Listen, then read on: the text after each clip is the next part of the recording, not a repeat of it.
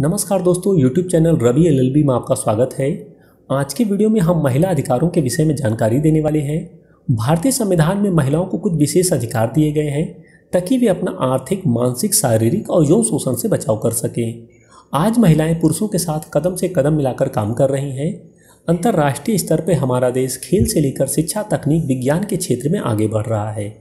इस प्रगति में पुरुषों के साथ महिलाओं का भी उतना ही योगदान है। महिलाएं प्रगति कर रही हैं और वे आगे बढ़ना चाहती हैं।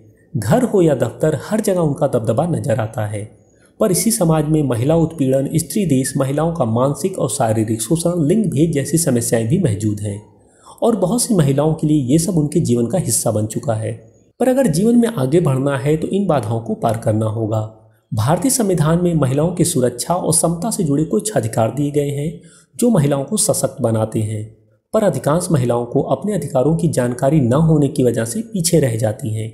महिलाओं से जुड़े विशेष अधिकारों को जानने के लिए वीडियो को अंत तक देखिए और यदि अभी तक आपने हमारे चैनल को सब्सक्राइब नहीं किया है तो चैनल को सब्सक्राइब कर लीजिए और बेल नोटिफिकेशन को प्रेस कर लीजिए ताकि आने वाले नए वीडियो मिले आपको सबसे पहले। तो आइए शुरू करते हैं। यौन शोषण से रक्षा का अधिकार। अगर किसी महिला के साथ कार्यस्थल पर उसका यौन शोषण होता है तो वह यौन शोषण अधिनियम के तहत शिकायत दर्ज करा सकती है। कंपनी की आंतरिक preventive of sexual harassment committee को 3 महीने के भीतर जांच करके अपना फैसला करना होता है। अगर कंपनी दोषी पर कोई कार्रवाई नहीं करती है तो कंपनी के खिलाफ भी कार्रवाई का प्रावधान है।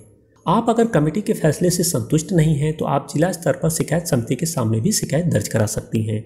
नाम न छापने का अधिकार। यौन अपराधों की शिकार महिलाओं को समाज में किसी तरह की परेशानी न उठानी पड़े, इसके लिए उनकी पहचान छिपाए रखने का प्रावधान है। अगर पीड़िता का नाम जाहिर किया जाता है तो 2 साल तक की जेल और जुर्माने का प्रावधान किया गया है। अपनी गोपनीयता की रक्षा के लिए यौन उत्पीड़न के शिकार हुई महिला अकेले अपना बयान किसी महिला पुलिस अधिकारी की मौजूदगी में या फिर मजिस्ट्रेट के सामने दर्ज करा सकती है। स्टॉकिंग से सुरक्षा का अधिकार। आपराधिक कानून संशोधन अध्यादेश 2013 के तहत स्टॉकिंग के लिए भी अब जेल हो सकती है। किसी महिला का पीछा करना, उसे बिना उसकी मर्जी के संपर्क स्थापित करने की कोशिश करना, बार बार मना करने के बावजूद उसे बातचीत के लिए फोर्स करने पर पुलिस एक्शन ले सकती है। कोई महिला इंटरनेट पर क्या करती है उस पर नज़र रखना भी स्टॉकिंग के दायरे में आता है। रात में गिरफ्तार न होने का अधिकार। एक महिला को सूरज डूबने के बाद और सूरज उगने से पहले गिरफ्तार नहीं किया जा सकता। किसी खास मामले में प्रथम श्रेणी के मजिस्ट्रेट के आदेश के बाद ये संभव है। गिरफ्तारी के लिए महिला कांस्टेबल का होना अनिवार्य है। महिला को बिना कानूनी इजाज़त के पुलिस थाने में रात के वक्त हिरासत में नहीं रखा जा सकता। बलात्कार पीड़िताओं को मुफ्त कानूनी सहायता का भी अधिकार है। मुफ्त कानूनी मदद पाने का अधिकार। बलात्कार की शिकार हुई किसी भी महिला को मुफ्त कानूनी मदद पाने का पूरा अधिकार है। स्टेशन हाउस ऑफिसर SHO के लिए जरूरी है कि वे विधिक सेवा प्राधिकरण को वकील की व्यवस्था करने के लिए सूचित करें।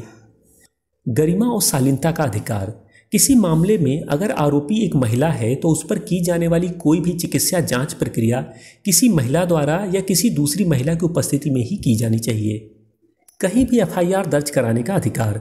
सुप्रीम कोर्ट के निर्देशानुसार पीड़ित महिला किसी भी थाने में अपनी शिकायत दर्ज करा सकती है, घटना चाहे जिस भी थाना क्षेत्र में हुई हो। एक बार FIR दर्ज हो जाए और मजिस्ट्रेट की आगे की जांच रिपोर्ट दायर हो जाए तो उसे संबंधित थाने में स्थानांतरित किया जा सकता है। महिलाएं ईमेल व चिट्ठी के जरिए भी अपनी शिकायत दर्ज करा सकती हैं। ऐसा उस परिस्थिति में जहां महिलाएं स्वयं थाने तक जाने में सक्षम नहीं। घरेलू हिंसा के खिलाफ अधिकार। घरेलू हिंसा सुरक्षा अधिनियम मुख्य रूप से पति, पुरुष लिव इन पार्टनर या रिश्तेदारों द्वारा एक पत्नी, एक महिला लिव इन पार्टनर या उसके घर में रह रही किसी भी महिला जैसे माँ या बहन पर की गई घरेलू हिंसा से सुरक्षा के लिए बनाया गया है। अगर किसी महिला के साथ घरेलू हिंसा जैसा अपराध हो रहा है तो वो खुद या उसकी ओर से कोई अन्य व्यक्ति भी शिकायत दर्ज करा सकता है। यह हिंसा मौखिक, आर्थिक, मानसिक, शारीरिक किसी भी रूप में हो सकती है। मातृत्व अवकाश का अधिकार। मातृत्व अवकाश कामकाजी महिलाओं के लिए सुविधा नहीं बल्कि उनका अधिकार है। मातृत्व लाभ अधिनियम के तहत प्रसव के बाद 6 महीने तक मातृत्व अवकाश का प्रावधान है। इस अवधि के दौरान महिला के वेतन में किसी प्रकार की कोई कटौती नहीं की जाती है और वो फिर से अपना काम शुरू कर सकती है। समान वेतन का अधिकार। समान वेतन का अधिकार हर महिला का हक है। समान पारिश्रमिक अधिनियम के अनुसार अगर बात मजदूरी या वेतन की हो तो लिंग के आधार पर किसी के साथ भेदभाव नहीं किया जा सकता है। पैतृक संपत्ति पर अधिकार। हिंदू उत्तराधिकार अधिनियम के तहत नए नियमों के आधार पर पुश्तैनी संपत्ति पर बेटी का बराबर का हक है। सुप्रीम कोर्ट ने कहा कि पिता की संपत्ति पर बेटी का भी उतना ही हक है जितना कि बेटे का। हिंदू उत्तराधिकार संशोधन अधिनियम 2005 के वक्त चाहे बेटी के पिता जिंदा रहे हो या नहीं, बेटी को संयुक्त हिंदू परिवार में बेटे के बराबर संपत्ति पर हक मिलेगा। अनुकंपा पर नौकरी पाने का अधिकार। पिता की आकस्मिक मृत्यु के बाद बेटियों को भी अनुकंपा पर नौकरी पाने का अधिकार है। इसमें महिला की वैवाहिक स्थिति मायने नहीं रखती। मद्रास हाईकोर्ट ने 2015 के अपने ऐतिहासिक फैसले में कहा कि अगर नौकरी रहते पिता की मृत्यु हो जाती है तो विवाहित बेटी को भी अनुकंपा के आधार पर नौकरी पाने का अधिकार है। उम्मीद करते हैं दोस्तों आज का वीडियो आपको पसंद आया होगा। यदि वीडियो पसंद आया तो लाइक करें, शेयर करें, कमेंट करें।